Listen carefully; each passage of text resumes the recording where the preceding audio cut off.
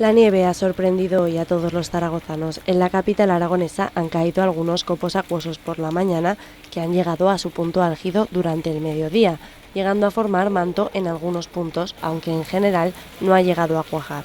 Aún así, algunos zaragozanos se han mostrado emocionados por la nieve. Me emociona porque eso en Zaragoza no suele nevar, como mucho una vez al año, cada 3 o 4 años, y entonces es bonito. Estos días atrás hacía mucho viento, estaba todo seco y fíjate la cantidad de agua que está cayendo hoy. Y encima hace un momento copos de nieve y todo, lo que pasa es que aquí no cuaja. Muy bien, me gusta mucho que llueva. La verdad es que es una pena que cuando caiga al suelo no cuaje, ¿no? Que se haga agua, pero hace mucho tiempo que no caía agua nueva en Zaragoza. Hace aproximadamente unos 10 años cayó una gran nevada aquí en Zaragoza por el mes de febrero. Es muy bonito, muy de postal, pero bueno, para el día a día no es muy práctico. Además, aquí en Zaragoza no estamos nada acostumbrados a este tipo de clima.